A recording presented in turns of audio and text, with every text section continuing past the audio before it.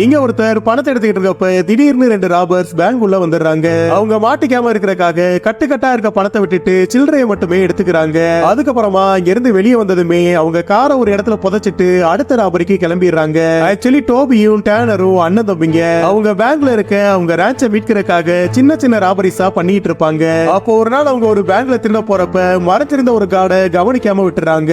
அதே நேரத்துல ஒரு பிணை கைதியும் அவன் கண்ணை வெளியே எடுத்துக்கிட்டு இருப்பான். லக்கிலி அந்த கார்டு வெளியே வந்ததுமே அதை நோட் பண்ண டேனர் அவனை ஷூட் பண்ணிடுறான். அந்த டைமை யூஸ் பண்ணிட்டு கன்னை வச்சிருந்த பிணை கைதி டோபியை பார்த்து ஃபயர் பண்ண ஆரம்பிக்கிறான். அப்போ வேகமா ரியாக்ட் பண்ண டேனர் அவன் தலையில ஒரு புல்லட் இறக்கி அந்த சண்டையை முடிச்சிடறான். அதுக்கப்புறமா அவங்க வெளியே வந்தா போலீஸும் லோக்கல் ஆளுங்களும் அவங்களை சுத்தி வளைச்சிடறாங்க. அவங்க கிட்ட இருந்து தப்பிச்சு போறப்ப அவன் தம்பிக்கு அடிபட்டு பார்த்த டேனர் வண்டியை நிறுத்திட்டு அவங்கள பார்த்து வயலண்டா ஃபயர் பண்ண ஆரம்பிக்கிறான். அப்போ அவனை சமாளிக்க முடியாம அங்க இருந்த எல்லாரும் அந்த இடத்தை விட்டு ஓடிடுறாங்க. அதுக்கப்புறமா டோபியை ஒரு இடத்துல இறக்கி விட்ட டேனர் அவனை கெசினோக்கு போக சொல்லிட்டு போலீஸை டிஸ்ட்ராக்ட் பண்றேன்னு அவன் மட்டும் தனியா போறான். அன்னைக்கு நைட் டோபி கெசினோல உட்கார்ந்திருக்கப்ப போலீஸ்காரங்க அந்த ராபர்ஸை கொன்னுட்டாங்கன்னு நியூஸ்ல போட்டுக்கிட்டு இருக்காங்க.